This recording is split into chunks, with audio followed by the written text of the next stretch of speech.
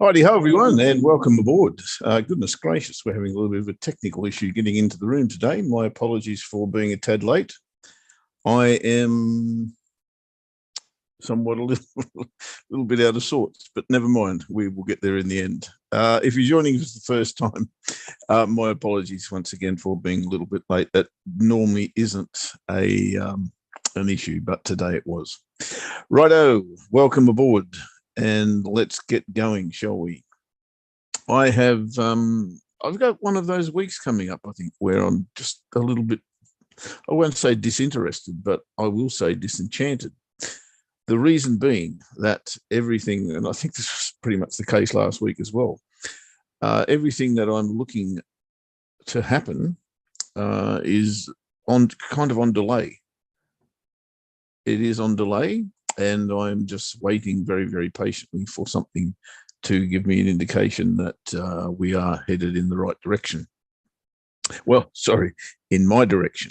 It's very, very clear that a lot of things are just full of momentum, and the trend is just amazing how strong it is. In particular, the currency pairs. I mean, I only trade currencies really at the end of the day, and those that are of interest to me have been just powering on. The ones in particular that I am interested in are basically due to what is happening with the dollar, not the S&P. That's the one I wanted. The dollar index, and the dollar index is telling me, and has been for some time, as you can clearly see from the top of this chart, the 1, 2, 3, 4, 5, 6, 7, well, let's call it a week and a bit, has been very, very constant around this 103.5 mark and very reluctant to move away from it. Interestingly, over the weekend, we have gapped up and beyond, if you like, the highs of that particular level. How strong is that level is the question that I ask myself. And here's where I get an indication as to which way I'm going to go with this. As always, if I've got a market structure, then I wait for something to happen. The happening hasn't happened, or has it, or is it starting? I don't know. We shall find out. But the good part is we've moved away from this mark, and now I'll get an interesting read on what's about to happen next by what price does in the next few days. That's the monthly chart I'm looking at here. And if I go a little bit wider, and I think just about every currency pair trader is looking at this chart and wondering, as I am, what happens next. I can't go back any further than that, but you can see that this level here has been respected not only once, not only twice, but 3 times since 2016 or 2015. What happened in 2015? Brexit, ring a bell? Don't think it's got anything to do with the dollar index, to be fair. But the interesting part about that is not only have we respected that level 3 times in the last 6 years, we haven't been above that level since 2001. 2001-ish. So 20 odd years we've sat at this level or below this level, and now we're led to believe that momentum is going to take us through that level. Look, something has to happen untoward or unusual for that to occur. And are we in unusual times? Well, I guess we are, right? Everything's happening at the moment. We've got 3 central banks last week raise their interest rates, and the immediate reaction was not as you would expect. In fact, if you look at the pound, holy mackerel, it's just disappeared off the face of the planet at the moment. That can't catch a bid at all. Aussie, not so much, but the immediate reaction wasn't good. As you could say, really, with the Fed as well, the reaction wasn't, or the immediate reaction wasn't so great. That, of course, has come back in spades at the moment, and hence we're seeing that momentum through that range or through the top of that range. I'm a great believer that one of only a few occasions that you see this happen where we're at a multi-year event, and it only happens, rarely, that you'll see that break and go very, very quickly. It'll go quickly if it goes, but I don't know that that is the case. Yes, we're in unusual times. Yes, the US dollar is strong as, and there's various reasons for that, and we'll probably talk about that more in the show. But at the end of the day, nothing, in the words of a famous Governor General in Australia, nothing, in my opinion, will save the dollar long term. And that's why I'm really hesitant to say that the dollar is going long. It really does go against my grain and go against everything I know about why the dollar should be strong. Yes, short term, I get it, but I don't know that this is sustainable. We shall see. And I can't trade it at the moment. It's in a classic NL/NS situation, no long, no short. And that's very much the case across the board for me at the moment, frustratingly. But time will change that.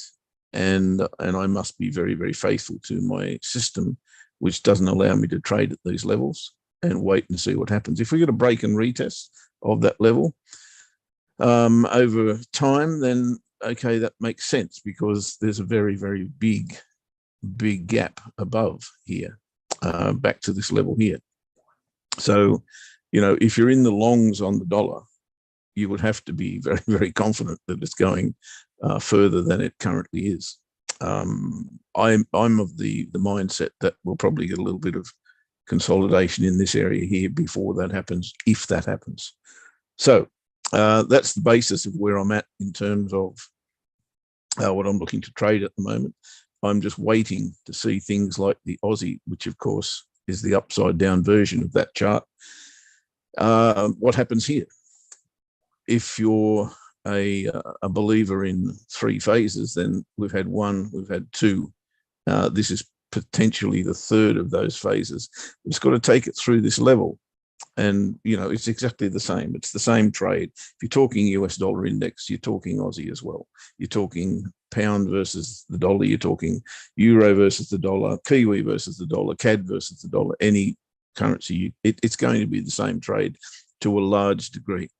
Now, there are varying circumstances because we have a situation where the economies of the world are stalling. I'll use that word, stalling. And it's kind of the survival of the fittest. And the fittest of them all does not appear to be the euro, does not appear to be the UK. It does appear, in my opinion, to be, at the moment, certainly with commodity prices the way they are, the risk on currencies, which are, or the commodity currency, if you like, the Aussie, the Kiwi, and the CAD. So for that reason, my focus, if I believe that the US dollar is at a strong resistance level, then I've got to be looking at things like the Aussie, like the CAD, not so much the Kiwi. The Kiwi, I think, is the worst of the three, but I think Aussie CAD versus the US dollar, if the market does respect this resistance level on the dollar index, would be the two that I would choose to trade in the opposite direction. Big call, saying that the dollar is going to weaken. And I'm not saying that at all short term.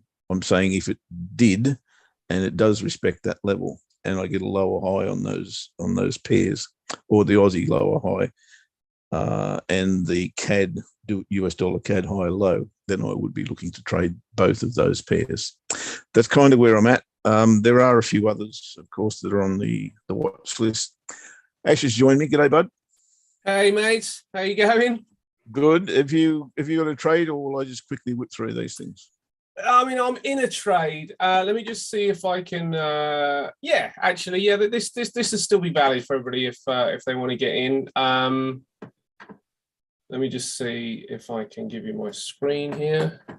All right, mate. Just while you're doing that, of course, folks, we will be joined by George in the not too distant future, and of course Simon, who's front and center in the wonderful world of cryptocurrency. And wow, what a space that is at the moment. Very, very interesting. And I'm keen to hear what he's got to say a little later. What do you got, mate? So, FTSE trade long.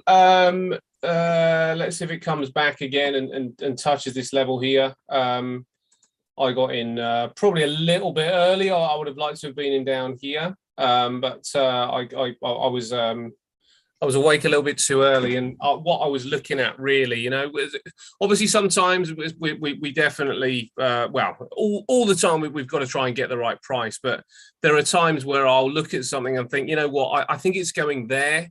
I'm in the sort of band where I think it's where it's still a buy, so I'm quite happy to purchase here. And I quite liked this level anyway. I mean, I wasn't sure if we were going to get a pullback to this point when I took the trade. But here's the level here. And if we look at this right along, this is a 15-minute chart. But if we look at this on longer term timeframes, we can see that there's a support line here, a little bit lower down here, but it's in that region there. 4 hour sort of like also kind of shows us that this is a decent area. Lots of horizontal level line touches here. So I quite like the price, and really I'm aiming just under the weekly the daily pivot right now, because this bar on Thursday, I think it was, this bar on Thursday closed up here and it gapped down. Sorry, you can see like loads of let me just blow this up a little bit. This is the reason for the trade. This is the closing price on Thursday, and it gapped down. So really, this whole area in here, you know, there's for those of you that are relatively new to trading, the market abhors a vacuum. It doesn't like vacuums. It doesn't like these holes where price hasn't connected. So there's whole strategies built on trading the gap.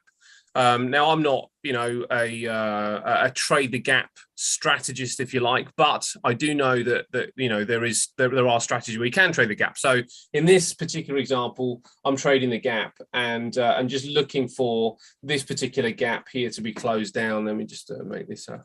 So here's the gap here. That was the closing price of Thursday. It went all the way down to that point down there. So I'm just looking for the price to push back up to this point, mate. And okay, didn't get the best buy price, but it was a decent buy price on the longer term time frames. Wasn't the best on the 15. I appreciate that, but it's a decent one on the longer term time frame. So look to close this gap, get out, because I suspect we've got a decent chance of testing this lower level down here again at some point. I don't know when. If we do, I don't know, but I won't be trading short from that point. That'll be done for me for the day, and then I'll just see how things unfold. So the price that I got was around about 73.30, which is unfortunately 20 pips below where we are now. But if it comes back and it hasn't yet filled the gap, it looks good to me. It looks like a decent chance of getting up to that level at some point. So any sort of retracements there could well be a trade for people.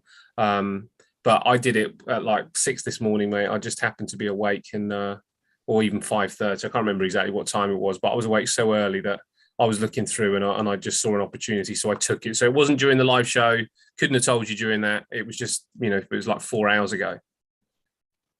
Wow, 4 hours ago. That's bloody early for you. It's only just gone 8 o'clock, mate. Oh no, it must have been 3 hours ago. 3 hours ago. I just couldn't sleep, mate. I was out on the weekends and I had a really late night, and I haven't adjusted again. I don't know what happens to my body clock. It takes me a week to get back to normal after one night. So yeah, I know exactly what happens to my body clock. It's called alcohol. Yeah, that didn't help. But it's also it's getting quite warm here now, comparatively to where you are. But you know, comparatively to what we've had, yeah, look, it's getting quite warm and light as well. So when the sun comes up, I tend to wake up. So sun's get sort of like rising at 5:30. So I'm usually up with it.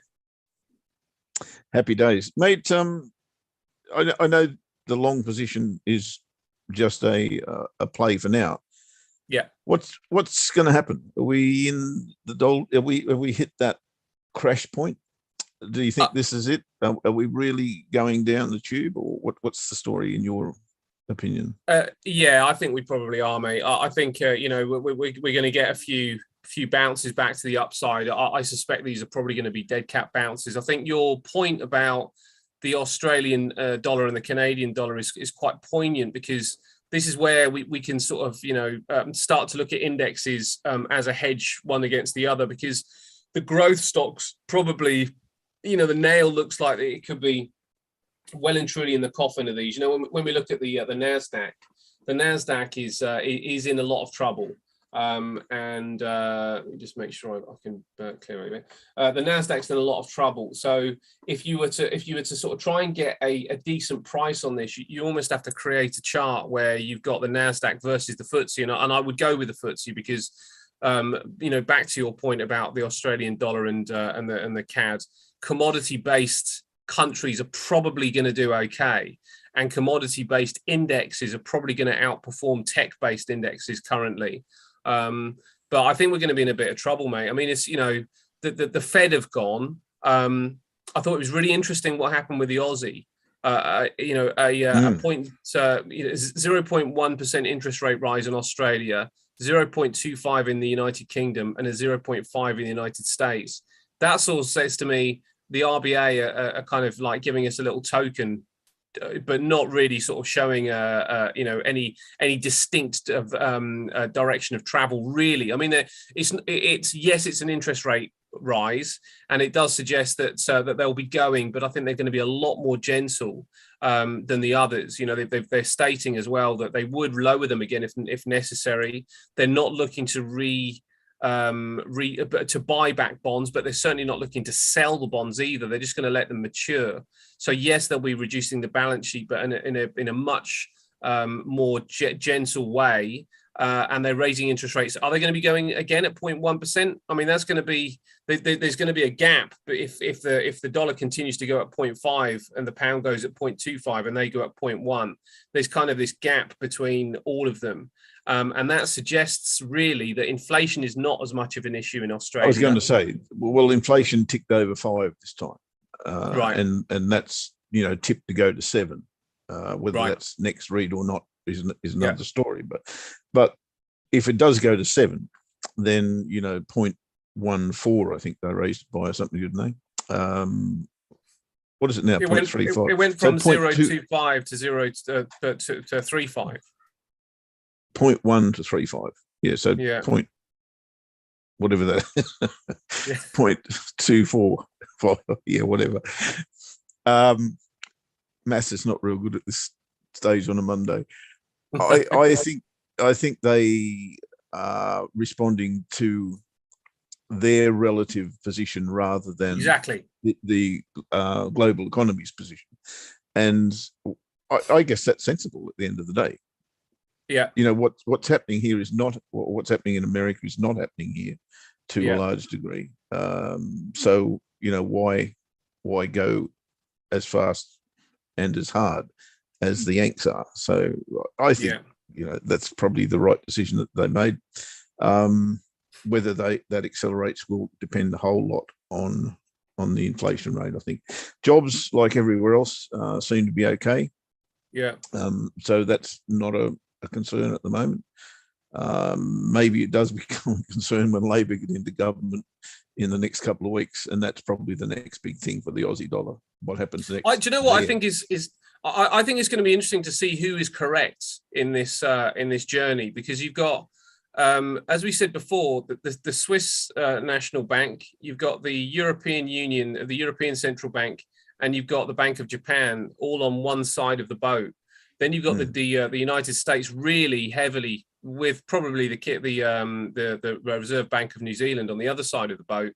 Then just one down from that, you've got the Bank of England, and then one down from that again, you've got the Reserve Bank of Australia. So it will be interesting to see whether the ones in the middle actually do okay because they've got a little bit more room to move, or whether actually with the Fed going, they are correct in their approach to just battle the inflation.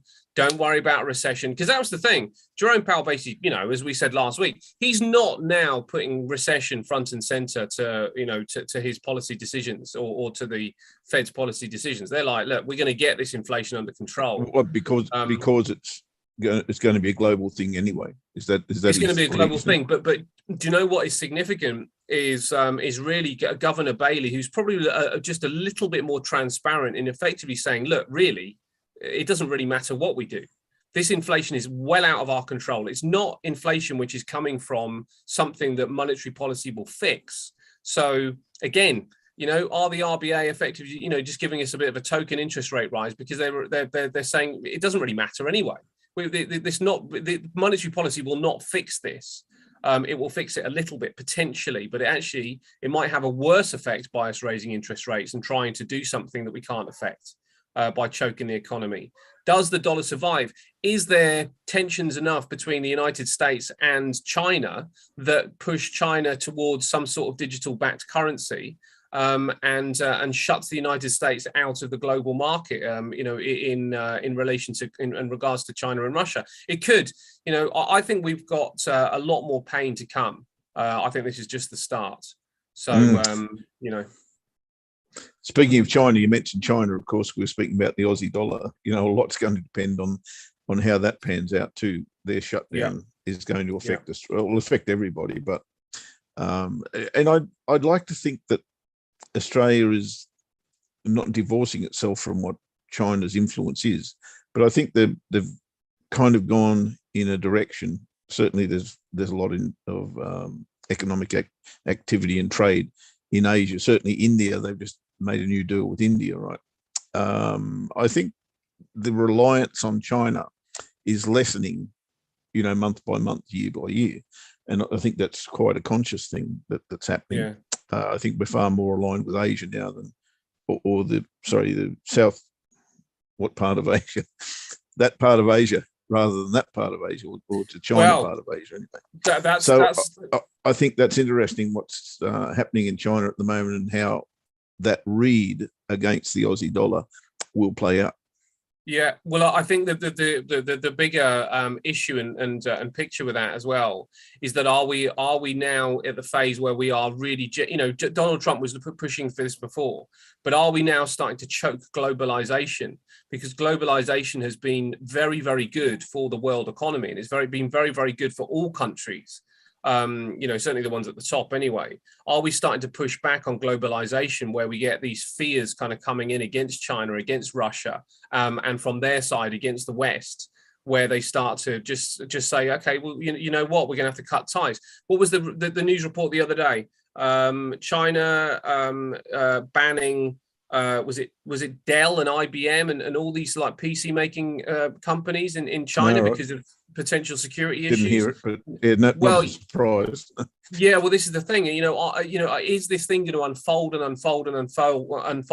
where we get a cut down in globalization and the world just isn't as rich? It's not as progressive as we've had.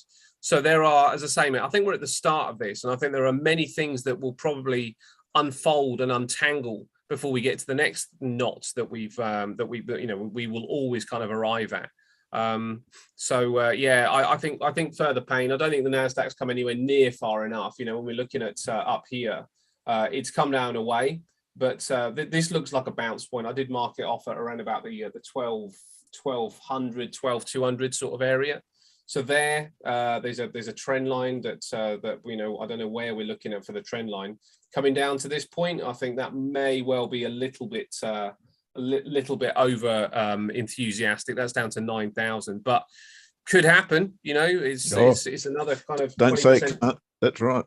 Yeah, could happen. You just don't. It's gone a long, long way. Run the what is it? The bigger they are, the harder they fall, or something like that. Yeah, well, absolutely, mate. I mean, we're already looking at what does that look like? Looks like a well, it's near a sort of like 25% drop so far, but it could quite easily drop down another 25%. That would be a 50% cut from the highs would lead us down to these areas. That could happen. This is where we're at. We've been talking about it for quite some time that the dollar could actually collapse. Who knows whether this is the event that does it? I don't know. I think with the Fed raising interest rates, that's one aspect. But the fact that it probably won't have a great deal of effect is the concern. That's the major concern, and it probably the most likely effect is choking economies. Yeah, I'm waiting. if I can find a reversal pattern there on the dollar, then I'd be more than happy to trade that way. At the moment, it's not a popular thing. However, everything's going that way with the US dollar. Now, it is that time of day. And sorry, George, we've gone a little bit over talking about all things fundamental, of course, which is not my strength and certainly not of great interest to you. How you doing, mate? This is my my weekly university education on fundamental. Well, it's certainly front and center. I've got to say that we can't ignore it because it's a very good news update, and I really enjoy it. I appreciate it because I have no clue. I mean, I hear what were you saying, that they're banning big computer companies because of security, whatever, in China. That's interesting. So, this is a very, very, very late. It's like a euchre hand where you put one card down and the opposition puts their trump on top of that. Because you remember, go back a couple of years, we were talking Huawei's been banned from the States, right?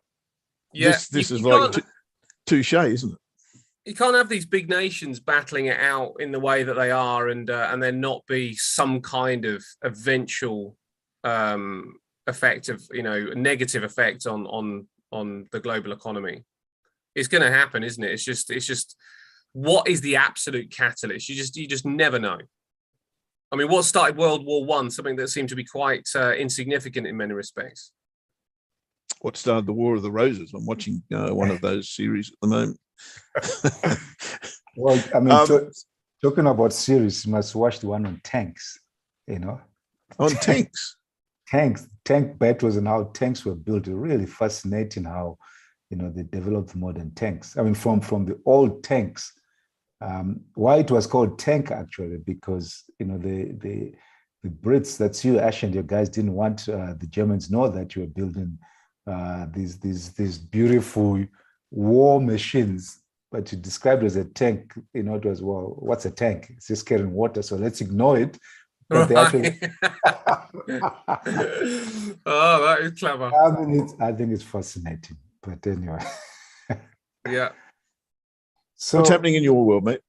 I mean, effectively, I spent the first week of the month, which was last week, or whenever it falls, first few days, doing what I call fractal matrix analysis. I like these big terms, keeps me from getting bored, but really just... Oh, that's the old FMA, right? Yeah, brilliant.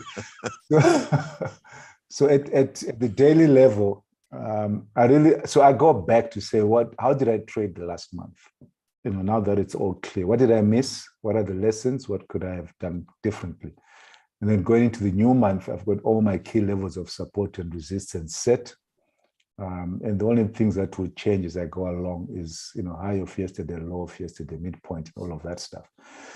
But talking about UK 100 for me today, this level here that we're at, it's a very strong level of support. And it would suggest for me to be looking for some form of a reversal back into this trading range, bit of buying, whether we go just to 50% of that trading range or we go all that way up, it remains to be seen. On the other hand, if the bears are strong enough and they're able to break beneath this level and give us a strong bear candle closing on beneath its low, they still have a problem because most breakouts fail, so it might still turn. But going in, as far as I'm concerned today, we are in a reversal mode, reversal pattern, so 100% certainty that my patterns will work 40% of the times. And if I can get in there, then very happy day. So presently, just a test of the gap down, which I had my measured moves in, but they kind of cluttered things. So I wanted to just show you. So I mean, that's a good 10 at the measured move area. But I'm looking for 3 push patterns. 1, 2, I didn't get the third one so far, but that doesn't mean it's over. A wedge pattern can form either like that, so up. So at this level of resistance, which is testing breakout point, up, back, up again, second one. Third one, then look to trade low. Or if you don't get it in that format, it might come first up, second up, and then a lower high doubled top here, which case then I'll look to sell it. Now, because I'm in a reversal mode, I'm not hoping to, what did you say earlier on, Jeff? The bigger they are, the harder they fall. I'm not hoping that's going to go. I struggled to find that somewhere, but it came out eventually. Yeah. But that's the first goal, right? The low of the day. And if the bears are strong enough to break between, this is the low of Friday, the low of the day, then I start looking for tests of that, and we just keep selling. So either selling here, or if a double bottom holds up here and we get a reversal back into the trend, with a double bottom high low, then I'm also going to look to buy that again off that level of support that we have. So I think there's possibly good opportunities to get into some trade sometime here today. So that's UK 100. I don't know if you have any thoughts on that. Presently, I'm in that. You're with you, George, 100%. actually. You're 100% on Ash. Yeah. Yeah, I'm in that. I'm in that. Probably just about where the low of the bar is just gone. Actually, that's my buy price. Yeah. Okay. Yeah. And I agree with you. I mean, I'm looking at the gap as well, and I'm looking at a slightly different gap. I guess I'm looking at the closing gap of the bar, because it's interesting. Oh well, I mean, yeah, I'm looking at just under the daily pivot for a potential profit, but looking at what you've got there, then I may well come out a little bit before. I might just sort of like play it back to the highs of what we've got now and come out for the day and see what happens after that. But yeah, I'm bullish certainly for this morning session anyway. Yeah. So just a couple others, but on the daily, I want to go to the 5 minute. Euro versus the dollar. I mean, if you just look, so there is a bear channel for me and levels of support down here. So red line is low of previous day, which was a doge in its own. Low of 2022, which happened just to be the previous month. But we have the low of this bear channel. If you track it down here, okay. So, and there's also 3 pushes down, 1, 2, 3. So quite a lot of resistance support building up here, which is fantastic for me. Now, what do I think is likely to happen? Which way am I looking? I want to see when the price gets down to this level. Are we going to get a bounce off the 5? When I say bounce, am I going to get a double bottom, high, low, which would just be an opportunity to trade it back into the range? Or are the bears going to break out here, pull back and aim for these levels of support, which would make sense, because if you're a bear, you want to test, see if it's going to be resistant at the bottom of the channel.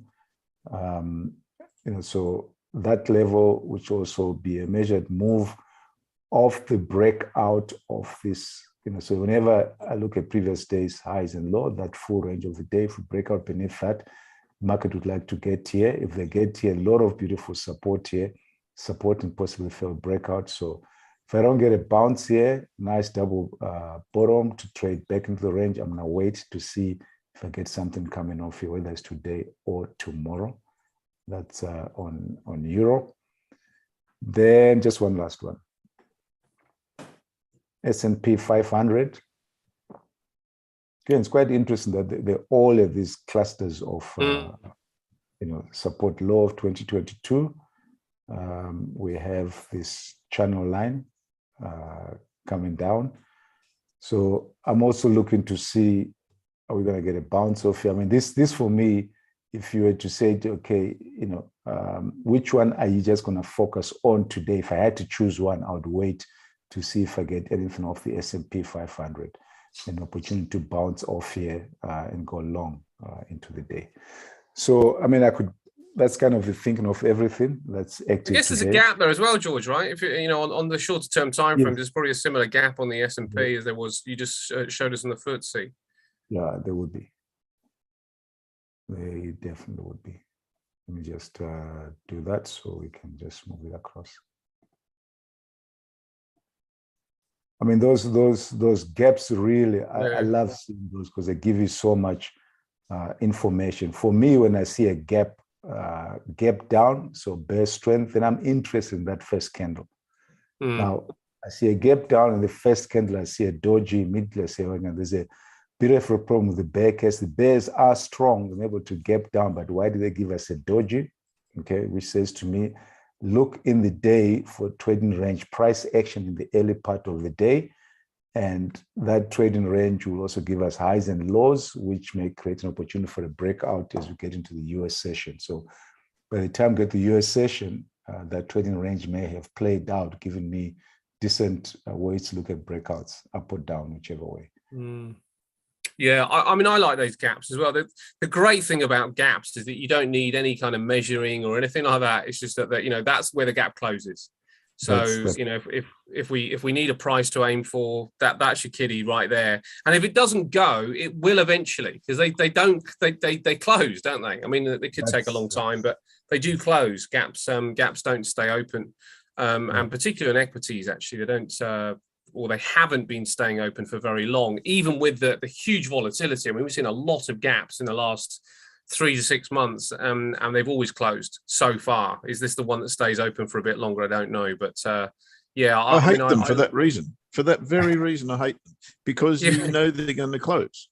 So how do you gain a whole lot of confidence trading against that? That's the bloody thing that I can't stand. Oh yeah, well yeah. Well, if you're looking in the opposite direction, you mean? Yeah. Well, I suppose the idea is let it close and then go in the opposite direction. Oh, he's got time to wait. That's the problem. See, you could, there's one there on the euro dollar. I think it's still open from 5 years ago. Well, I mean, I guess it depends which time frame you're trading, right? If you're trading the 5 minutes, then it's absolutely a beauty, because I don't know what's up. You know, I like trading the Hang Seng 50 open because it kind of works well with me. I'm able to get up and trade at 3 a.m. But this is far too early for me. I'd get kicked out of home, you know. Yeah. Mate, you know, I haven't got enough of those nerve control things to trade 5-minute charts. It just doesn't. You got anything to add, Si?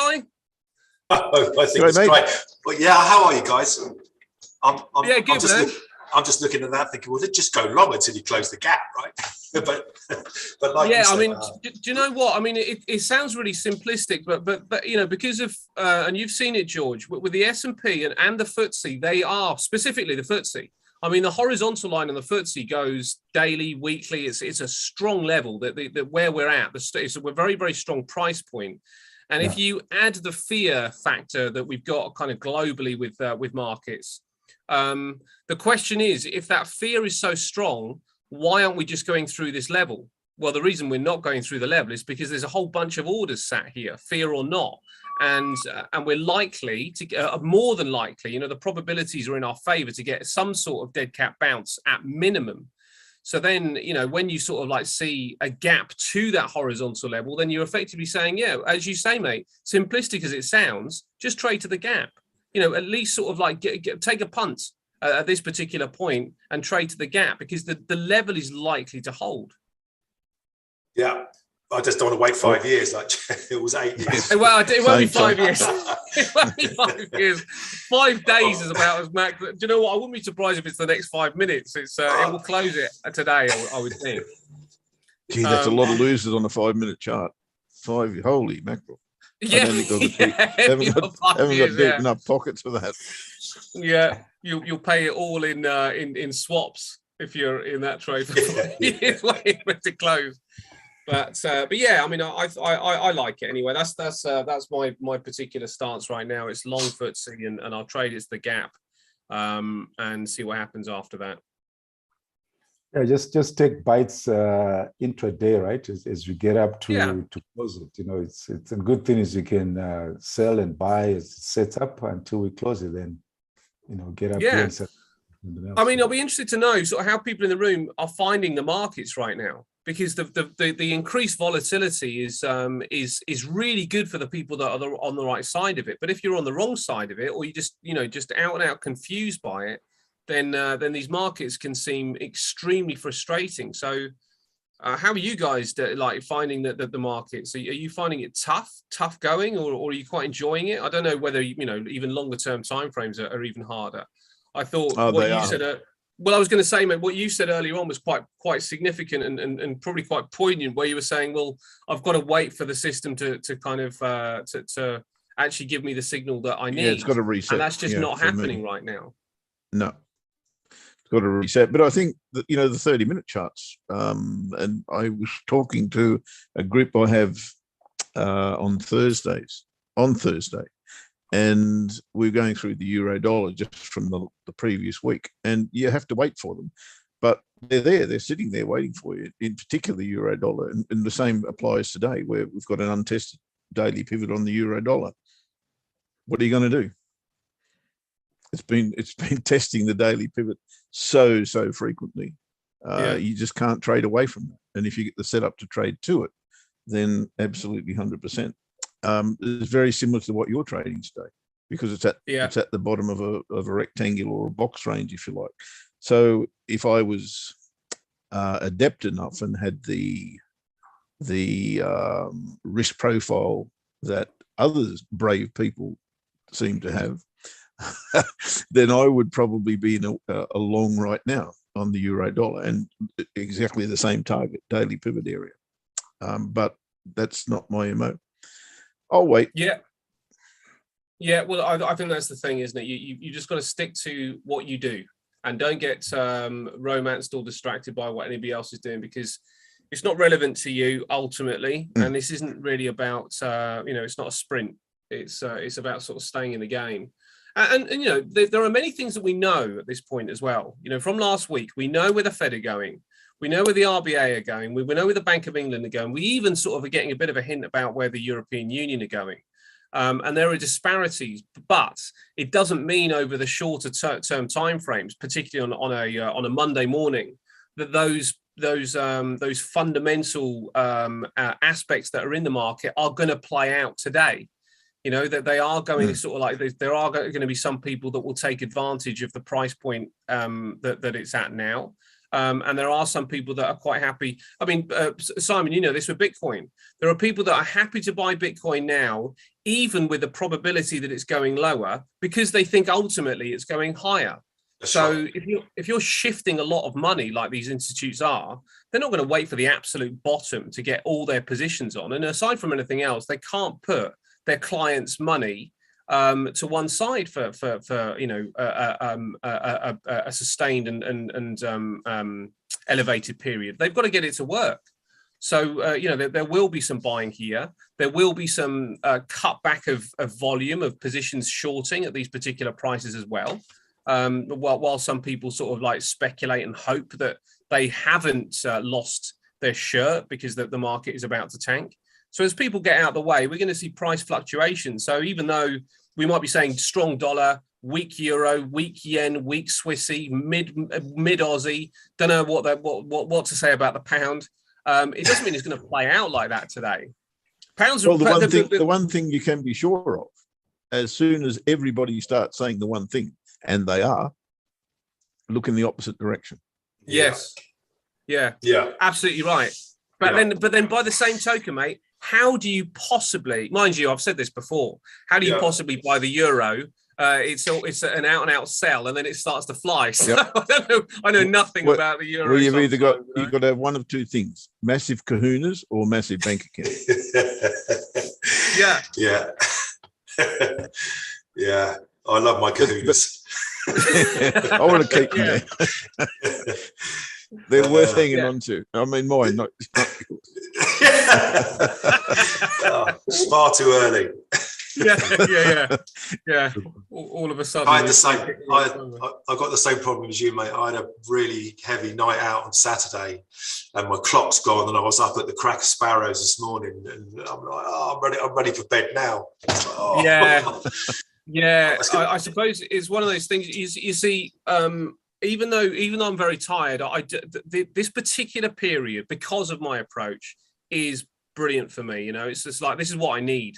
I need volatility. I need sort of like people with absolute differing in opinions in some respects of what's going to happen, and the general kind of pull on equities has been and will be up. So when you sort of like see these big moves to the downside, my first thought is, well, there are still going to be some opportunists that, you know, want to try and get this in the opposite direction.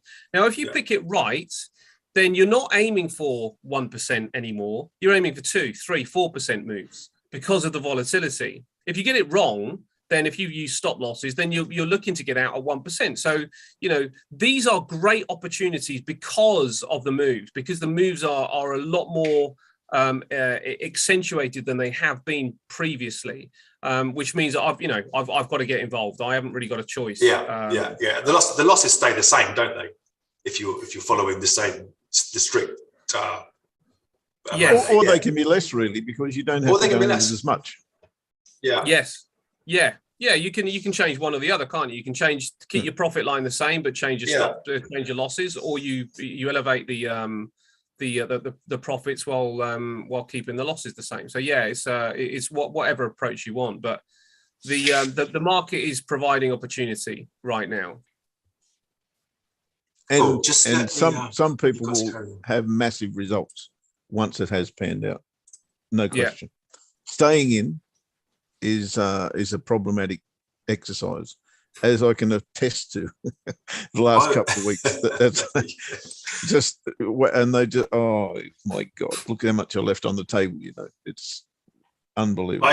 Great. I wanted to talk to you guys about this. I'll tell you what, there's a little story behind it. My excuse me, my red eyes. My partner, Natalie, is Canadian, and she has got a chunk of cash parked in half a dozen Canadian banks. And she keeps saying to me, when do I convert it? And I keep saying to her, when we're at the bottom of this box and not we're at the top of this box. Yeah. And she still hasn't made the blow. Anyway, a couple of months ago, do you remember when the Canadian truckers were doing their demos in Canada? She sent $50 in Canadian via one of the GoFundMe pages to the truckers, and all her banks have been frozen because she did that. Oh. Do you remember? Do you remember the nightmare after? Yeah. So we've had the last month where obviously she's with me in the UK, so Canada doesn't start till 5 p.m. UK. So every evening for the last month or two, she's been on phone to HSBC, to CIBC Global, all the Canadian banks where all this dosh is parked, saying, you can't do this, you can't do this. And she's having a right tough time trying to get hold of her own money just because of one silly donation that she made to the truckers. Yeah. And she's been a patriotic Canadian for years. She loves the country, loves the people, loves the place. Now she's just like, get my money out of there. I want out of that country. I want X. They won't let her back in. She's not allowed back in the country. She is allowed back in the country. She's not vaccinated, so she can travel home to Canada because she's a citizen. But once she's home, she can't leave. So she can't get on any public transport. She can't come back here. Because of all this nonsense that's gone on with her bank account, she's put a property on the market in Vancouver. She can't go back to see the sale through, because if she does, she's stuck there and can't get back to the UK. So she's in a bit of a state at the minute. And I just wanted to have a quick chat about this because I saw you on this yesterday. Actually, I think we just covered it on the show yesterday. And I've been looking at it all for months, going, I think 160 is it. 160, you start moving your cash, love, and getting it into GBP. Are we breaking down? Are we here? I mean, do you know what, mate? I mean, firstly, how is it that you can have a Western government that are acting like a dictatorship? I mean, true. What is going on with that bloke? You know, Trudeau, right? I don't understand how Canada aren't up in arms and just kind of like, you know, getting him out. I don't know how he could have done what he did. Totally illegal, completely illegal what he did. Yeah. Anyway, that's a side point. But they've renamed it. They've renamed it China over there. Yeah. I think that's fair. Are we breaking down? Do you know? I suppose it's one of those things that you'd have to say that, given the price point, even if it does, it will eventually sort of like pop back up and sort of, you know, it appears to me like we are probably going to go to there, because I don't sort of like, when I look at the two economies, I see the United Kingdom on very, very shaky ground. And I think we are in one of those sort of like situations globally where if you own stuff, if you create stuff, you're in a better position than people that provide services, which is really what the UK does, and financial services. And maybe even, as I say, that the sort of like the cutback in globalization could also harm the UK, because then we've got a lot of the UK is foreign money. You know, that's a lot of what kind of keeps us going is about foreign money. So I think we're in a particularly tentative position along with the EU. And I think Canada, along with Australia, they're pretty good. You know, they're sort of the commodity boys, right? The commodity boys.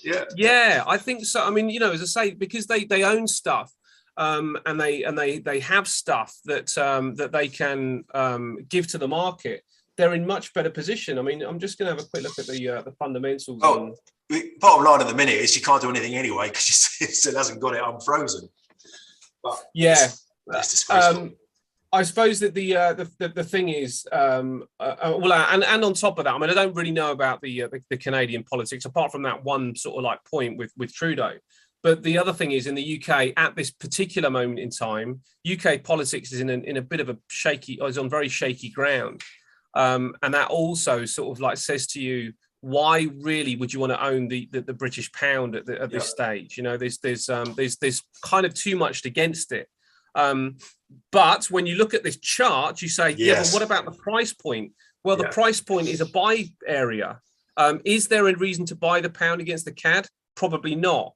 But are we at a technical level? Yes, we are. So do you sort of like say, well, how about I take some of it out here, just in case it does sort of like start to pop up, and leave some of it on just in case it pops down? That would be my preferred option, to sort of like not to try and guess, but just sort of say, actually, it's the price is decent enough. We're at a technical level. How about it's almost like you can't go broke taking some profits. So why not take something here? If you can get our bank accounts unlocked again. What a bloody nightmare. Last bit, I agree with the last bit 100%. Pikachu, what does we look like a demo trader? What does that mean? Can you expand on that, please?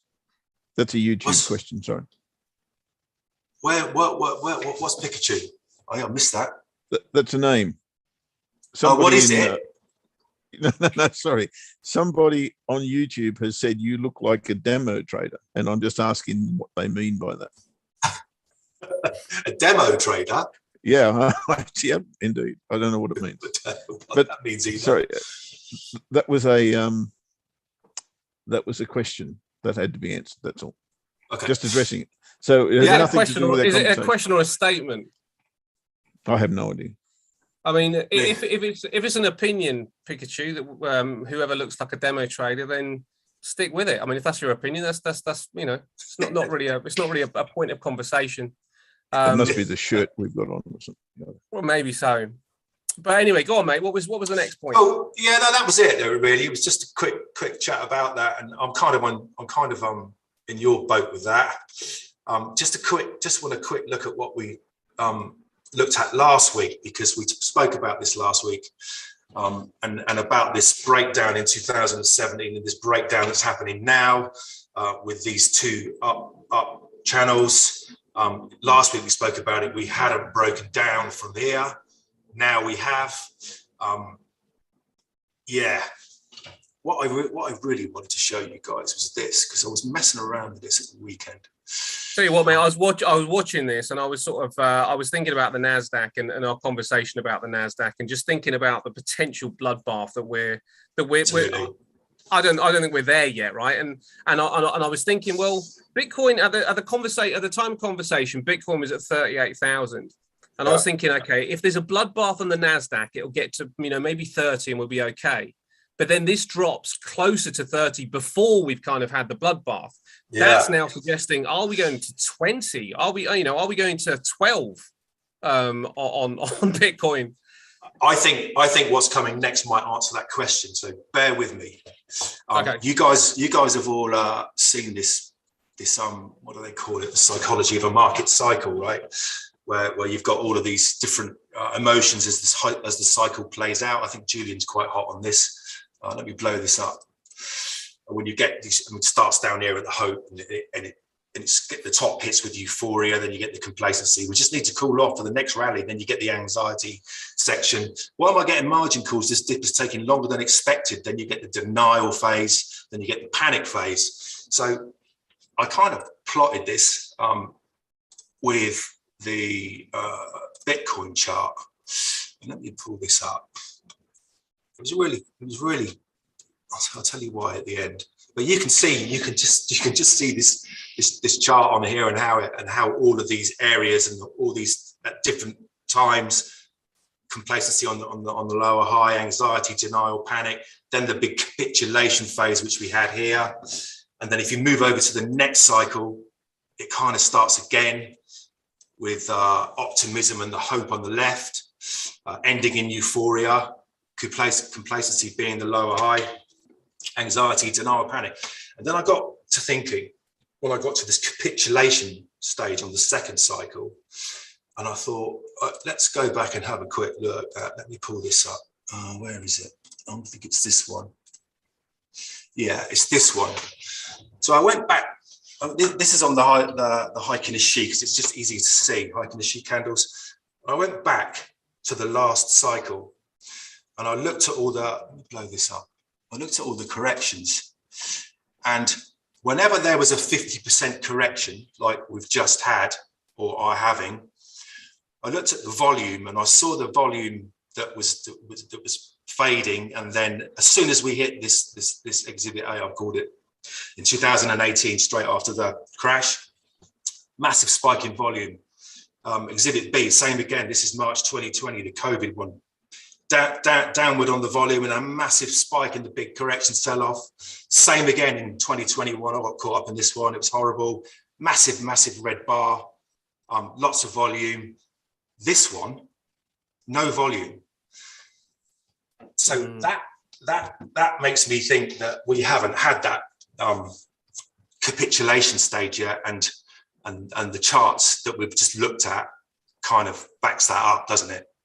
I mean, the other side of that is that the big money isn't getting out. I mean, you know, there's is that the possible caveat that actually what we're seeing is the movement in Bitcoin is that the guys that are holding are just stepping back, and the smaller traders, the retail traders, are selling positions of panic. And actually, all that's going to end up happening is that they're going to provide the bigger players with some liquidity, so they can actually start to pump the price again. I don't know whether it would be. I don't know whether I'd be convinced that the lack of volume means that we're going to get a big push down, or whether it means that actually it's just that the bigger money is just not clearing out the way, and it may not. Yeah, you could be right. So then this is called I call it the date with destiny. It's the 200-week moving average, and whenever we hit this thing, it's generally a good time to buy some Bitcoin, right? And it's down at the minute. We're down here at around about 21, but this is probably going to creep up, right, as this comes down. Remember that the 618 white line that we put on last week that said once we break above and we retest the 1618, we never go below it. So that's my line. If we don't stay above that, which is 29.6, then for me the date with destiny is on. Interesting, yes. eh? And I would say, mate, that 29, because now it looks like we're going there, doesn't it? It looks like we're going to get to that 30,000 mark. It's next stop, isn't it? Yeah, it looks like it. It looks like it. And surely that would, you know, anybody that's interested in Bitcoin would be saying, well, let's take some money there. Let's take some positions there. I mean, if it goes back down, it's down to 20,000 again. You take a position there, because I suppose the point is you're not speculating on whether Bitcoin is a good asset at this point. You've already made that decision. Now it's just a sort of like deciding which price am I going to get in at. That's exactly it. I mean, that's obviously sort of everybody's approach is different. Other people would need to see the higher low and see the market start to trend for extra safety, which is valid. But other people, me included, will just go, well, 30,000 is a price. I'll give it a go there. And if it sort of like pops down to 20, I'll give it another go there. It's just about picking your entries, isn't it? If you've got long-term conviction in the asset, it's just about where am I getting in? Exactly. Yeah. And is it about price or is it about pattern? Yeah, the answer for me is 29,500 where that white line is, and if we break it, the 200-week moving average. Yeah, you know, if we've got quite a lot of the year left to go. In many respects, and you know, I suppose the point is, certainly for me, I wouldn't be saying that we're going to turn at 30,000 or at the next one down. It might just like mess about there for quite some time, and we might get some time to make our decision anyway. But I would suspect, you know, by the turn of the year, we should really see whether Bitcoin is going to be the asset that we believe it should be. Because if it's continuing to come down, you know, into next year, then we've got something to worry about. I think now, not this all this stuff right now is fine. It's an opportunity, and it's totally natural that you know, after a market has exploded, that it comes back down again. But it's when the fundamental sort of aspects that really sort of promotes Bitcoin, like the halvening as an example, if that sort of gets closer and we're still low, then it's concerning. Yeah, but the fundamentals haven't changed, have they? That's what keeps me in. Nothing's changed fundamentally. No. Yeah. The only other thing that may sort of like change fundamentally is the stuff that you were talking about last week about the next kind of phase. You know, the next thing that's the next generation of this stuff. You know, if there is to be a next generation of the stuff, which of course there will, but is there something coming which supersedes where we are now? And actually, what we're really looking at is Ethereum being the equivalent to MySpace, and whatever the next thing coming is the equivalent to Amazon. You know, where sort of it has the genuine kind of longevity. Yeah, interesting. But, you know, I suppose it's our job just to make sure we've got the net spread. I think, isn't it? Yep. And that's it from me, guys. Get a bit. Mate, from my point of view, this chart is exactly the same as every other major chart that you look at the moment. The dollar index, exactly the same. It's at a crucial point, and at this point, I can't tell you where that's going. No idea. What I can tell you is it's at that inflection point, and if it breaks and retests that level, well, you can argue that it's broken that level already. Maybe that level is a little bit of a cloud of a price. But until it retests, if that white line is the level, until it retests that level and then rejects it again, I can't say that that's going down. What I can say is that every single person that knows well, that is commentating at the moment, is selling, is having that as a sell.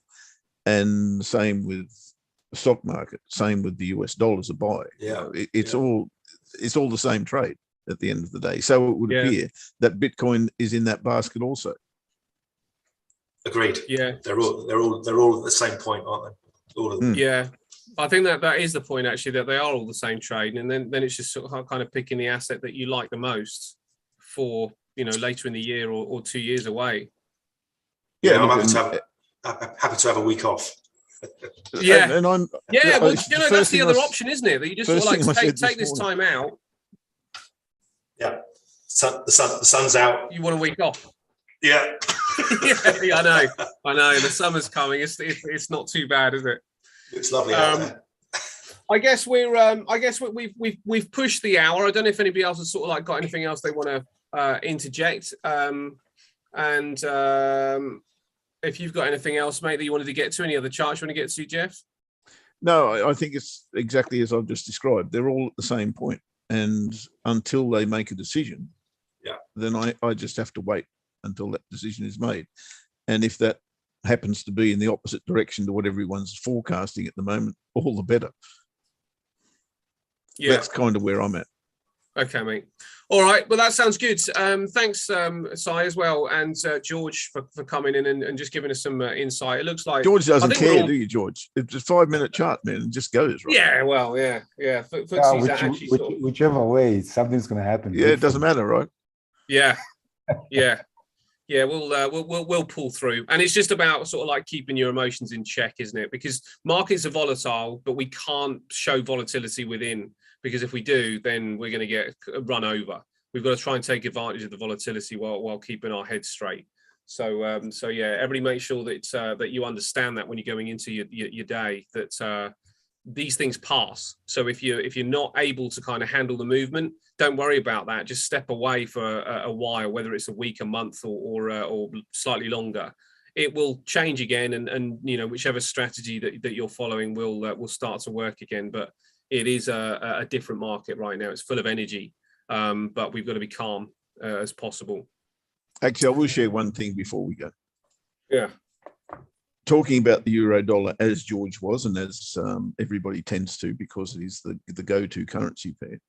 I was saying before that the euro has not yet euro dollar has not yet tested daily pivot, and somebody probably pulled me up on that because it looks, for all intents and purposes, as though it has been tested. To my mind, price has come to the daily pivot, not the reverse. Sorry, the daily pivots come to price, not the reverse. So this has happened too early in the morning for mine, and so I still think that's on. The best way for me to get to the daily pivot in a trading point of view, or from a trading point of view, is wait for a false break of support. Now, I've got nothing except this one at the moment to point towards that. So I need price to come back under here, maybe hit this level again, then get back above that, retest it. Unless, of course, we put in a series of lows here in the meantime to give us another support level. So from this point, I'd be still willing to trade that. But from my aspect of trading, I'd need to wait for a false break of support to encourage me, if you like, to get into that trade. So am I looking to go short the euro at the moment? Answer no, but I think I'd change that if we got up to here today and then found maybe a false break of resistance. So nothing yet, but untested daily pivots always got me going in that direction. So that's me done. Me too. I'm done. Good stuff, mate. Nice one. You know what? What you're saying about it's all the same trade as well. We didn't talk about gold. And we didn't talk about Pax gold, which double top gold. Good, but double top gold, it didn't hold, and it looks like it's coming down a bit. What I will just let everybody know about gold is that the COT data at this stage doesn't really give us much. It doesn't help us out to suggest that that there is a long in the market for gold, and the seasonal pattern is not there either. So aside from the fundamentals, which are a little bit speculative, really, considering that we are in this kind of fear mode, and gold still isn't doing anything particularly positive, then the idea that gold is a protection against everything else, inflation and fear and everything else, isn't playing out. So it means that is more of an opinion than a fact. But what we do know is that the big traders just aren't getting involved yet in gold, and the seasonal pattern is not in our favor with gold. So not really a whole bunch we can do, mate, but leave gold alone. Not saying that it's going to go up or down at this stage, but it doesn't look like we've got enough on our side to suggest we should be trading gold at this stage. 12.56. Price is pretty good. Yeah, price is pretty good, but it'd be a good buy there, right? 12.56. Potentially. Well, if it goes up, yeah. There's got a long way to go, and there's a lot of water to go under the bridge, and a lot can happen in the next few months, as we've witnessed. Who'd have thought?